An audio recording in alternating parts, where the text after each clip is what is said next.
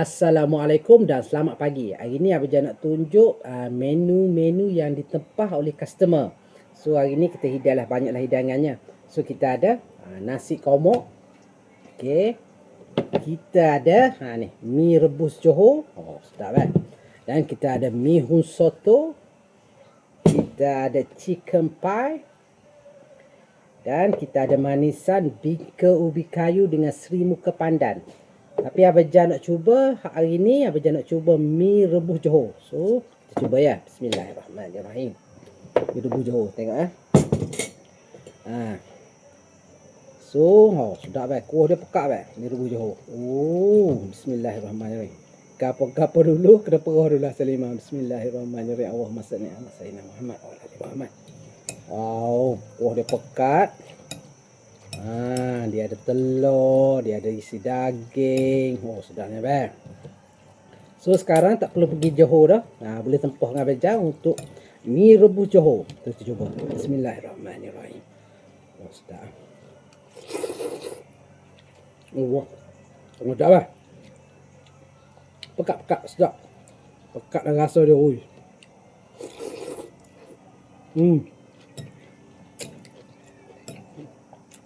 Jangan.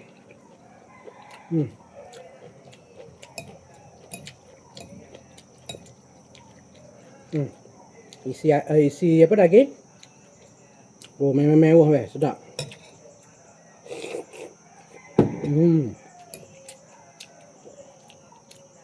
Menarik. Sedap boleh pakai mi rebus Johor. Sedap.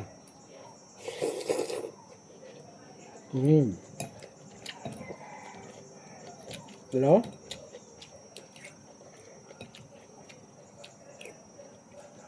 Sedap Menarik, sangat menarik. Pekat mual nak.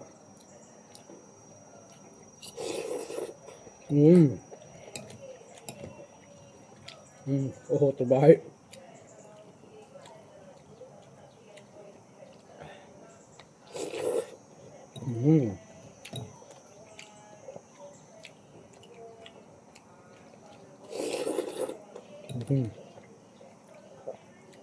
Sedap rasa dia kita ingat first kita makan mi rebus Johor ni, kita ingat kan macam apa? Laksa Johor ke apa, tak ada. Dia kuah dia mesti pekat. Sebab dia guna ubi. Sedap Lepas tu kita ingat kan macam kuah hodok lain. Ya, sedap. Terbaik mi Johor.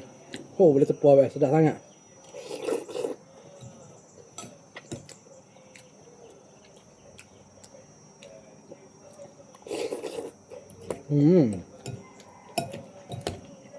Kuah dia pekat naik.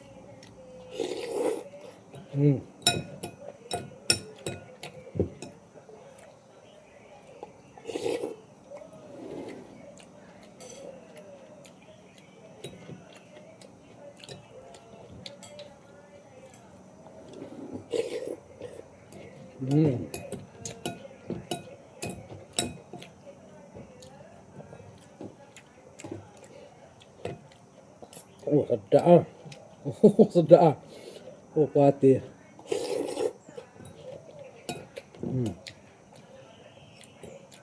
Dengan rasa daging dia. Dia lain lah, benda lain, benda baru.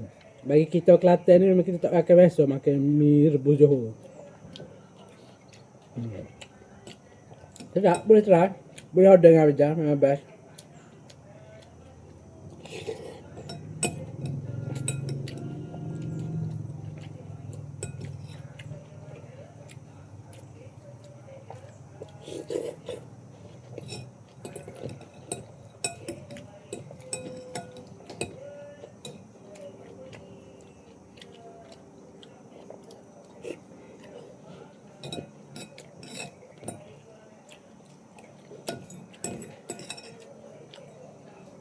Hmm.